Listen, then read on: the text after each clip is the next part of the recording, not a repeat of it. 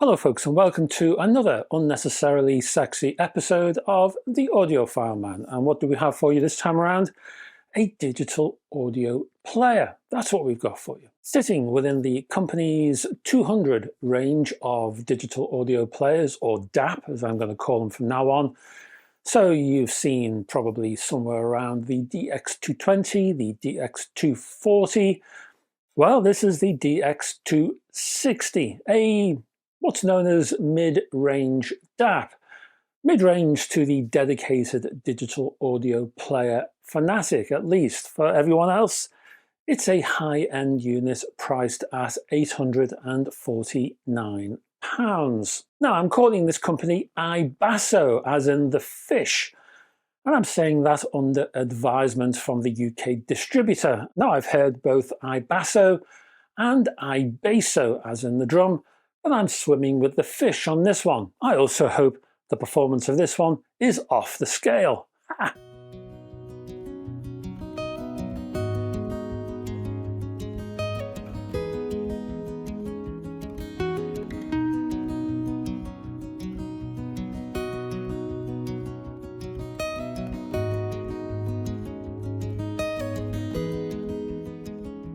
Even so, there's a lot of tech packed into the chassis that spans around 123mm by 75 by 175mm and weighing in at 229 grams. So this one is weighty without resembling a brick in dead weight terms.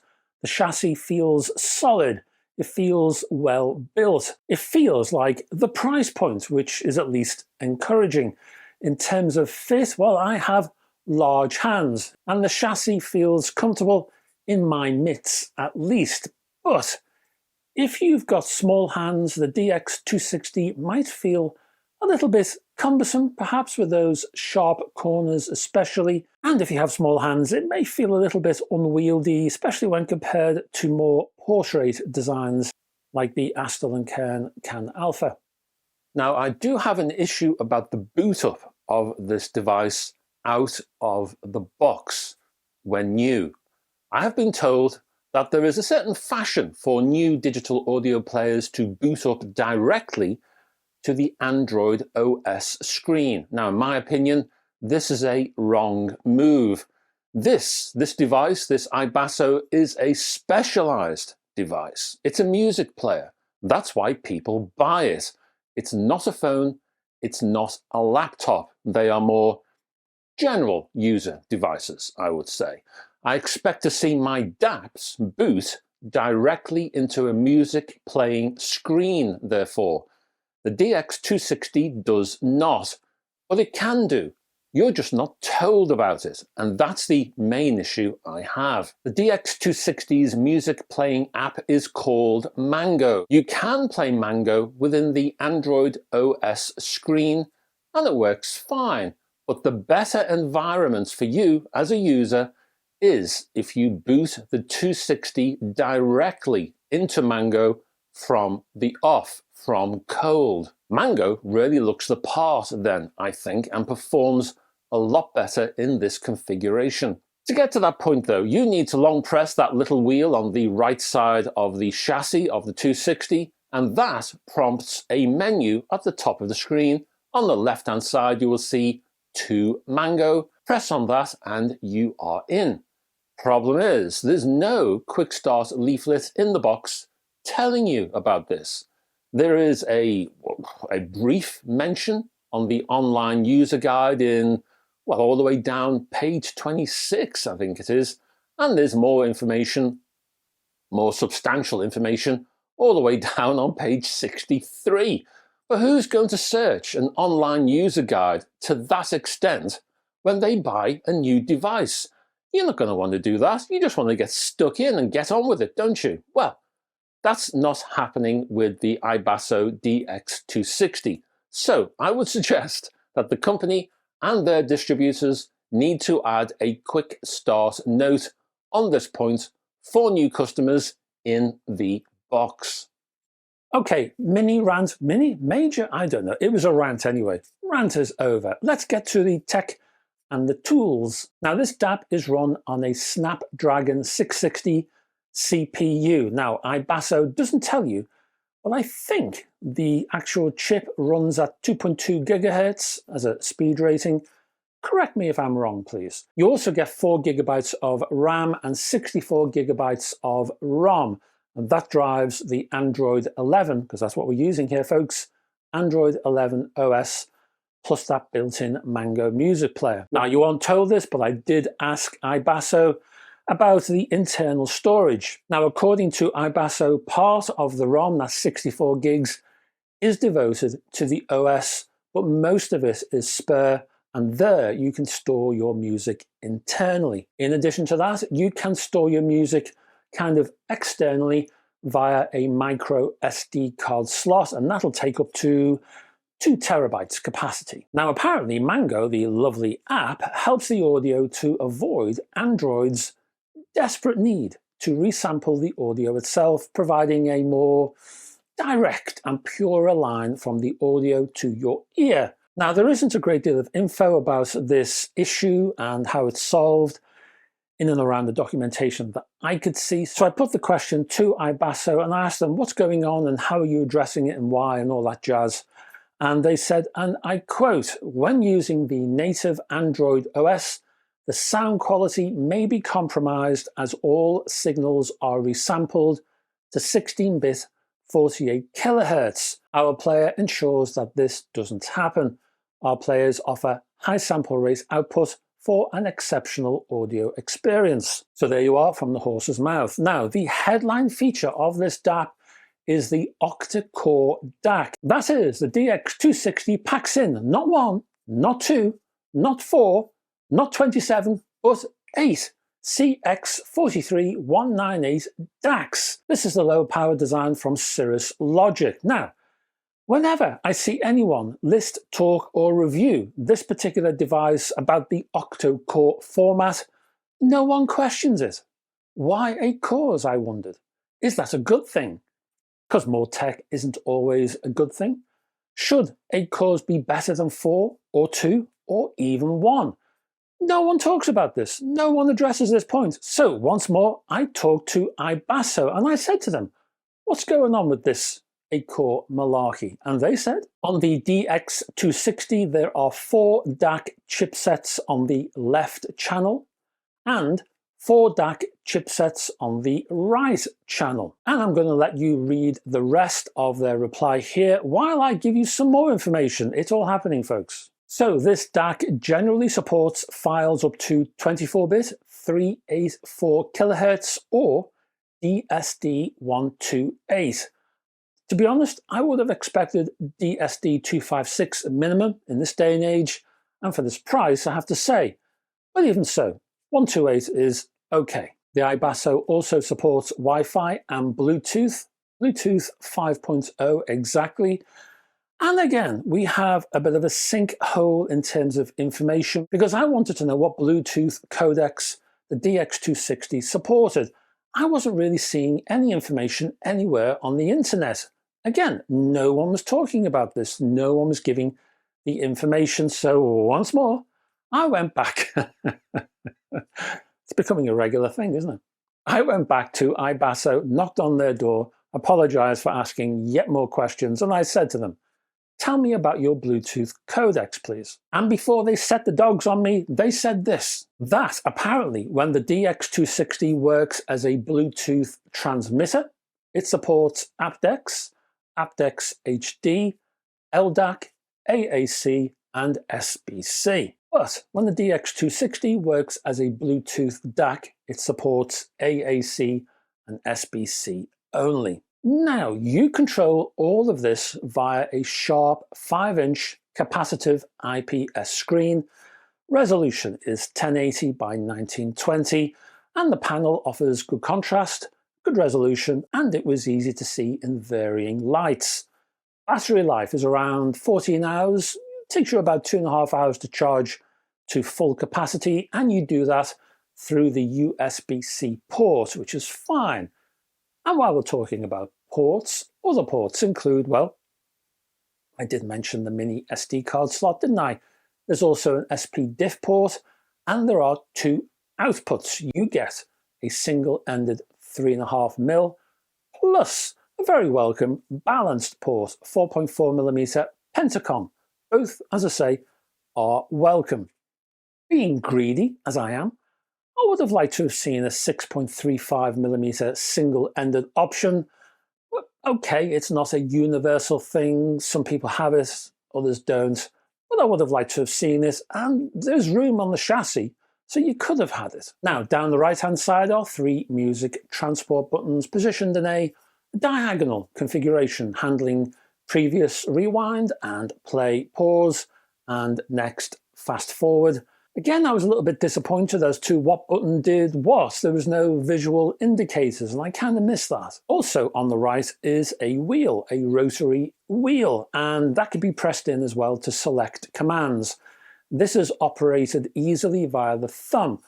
I really loved this wheel, which offered the first real intuitive tool on the entire DAP. Oh, and I must add that you are also provided with a plastic protective case, coax and charging cables, plus a collection of 3 screen protectors. Oh, and a couple of extra pointers regarding software. There are 5 user selectable filters on offer here, and I use the NOS filter, which is non-oversampling, which I found more of a natural listen. There are 2 slow-based filters, which are good, but possibly a little accentuated in the bass regions, and there are 2 fast filters that I disliked, and they tended to emphasize the higher frequencies, sounding a little bit edgy, kinda. Well, I say edgy. All 4 of these filters were rather subtle in their approach, but I found the NOS preferable. There are 3 gain settings depending on your headphones or IEM selection, and gapless play is an option here, so you get that, so don't worry about that if that's what you're after. There's also an equalizer, which I avoided like the plague, because I want to hear this DAP as is. This is an expensive machine. It's an expensive DAP.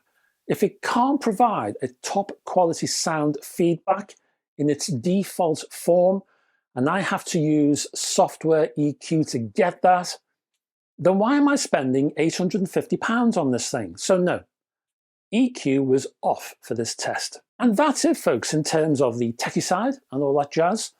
How does this thing sound? That's the killer question, isn't it? That's the $64,000 question, as they used to say. Well, let's go to the sound quality tests and we'll find out.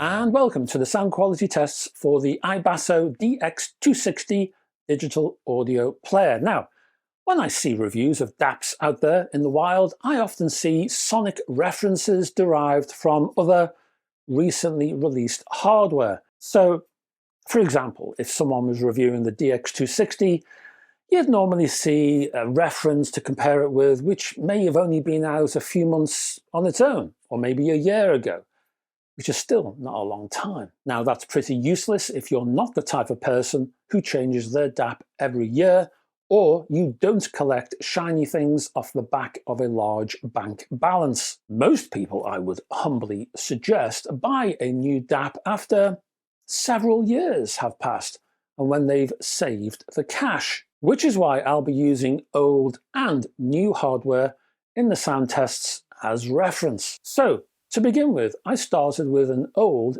AK120 DAP from ASTEL&KERN, which was released for, what, 9 years ago, at least in the UK? So if you are running a DAP of comparable age, it's reasonable to suggest that an upgrade might be in the offing. Question is, does the iBASSO DX260 offer a worthwhile purchase?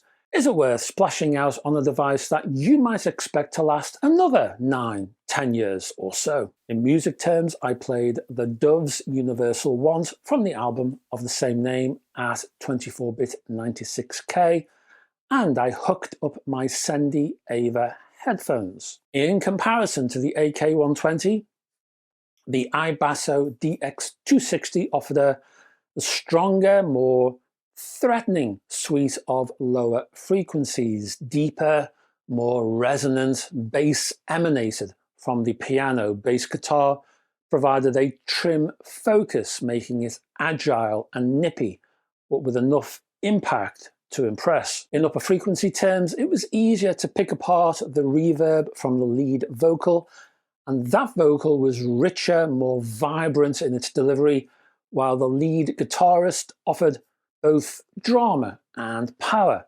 The soundstage itself was infused with air. I was expecting a little bit more, I have to say, but even so, the improvement was still there, while the soundstage was much larger with the iBASSO. It was grander. Musicians had more room to roam around now, more room to perform. Synths, for example, almost had a cinematic presentation. I then turned to a more recent vintage in terms of DAPs and the ASTEL&KERN Kann Alpha and switched to my Pentagon-armed Sennheiser 660S headphones, and I played the quite brilliant Step Right Up from Tom Waits and his album Small Change, again at 24-bit 96K.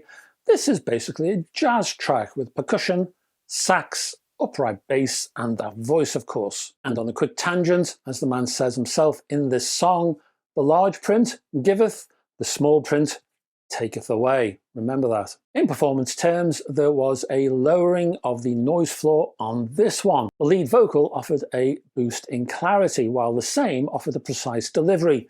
Meanwhile, I felt bass had a stronger impact with greater focus, while the soundstage was impressively wide. Now, on this track, I heard occasional spot vocal noises, sort of deep in the mix, and they were easier to hear than the Kann Alpha. Hence, transparency was pretty impressive here. The ear was able to push right through to the rear of the mix. Finally, I kept the Kann Alpha in place, switched back to single-ended mode, and brought in a pair of higher-end Sennheiser HD 800s, although I had to use a converter for the 800s because those 800s normally use a 6.35mm plug, and the iBASSO doesn't have a socket to cope with that. Even so, I played Nick Drake's Pink Moon and the title track from that, again at 96K. This track presented an acoustic guitar and voice, and a slice of piano and naught else for my viewers in Leeds and Sheffield, and Bradford and Wakefield. And first thing that hit me here was focus. There was a clear delivery of this song to the ear. Now, at one point in this song, Drake repeated the title Pink Moon over and over, and this DAP provided a clear and precise delivery of those words. They were accurately expressed and easy to hear. So that low noise performance also helped. Of course, Drake's vocal emphasis was accurate here. That is, when Drake added a smidgen of extra power or emphasis, you could hear the energy in that effort, and the piano as well showed welcome accuracy and precision. And that's basically the review of the iBASSO DX260. Let me give you a few final thoughts. I will give you some pros and cons, and in addition, a rating.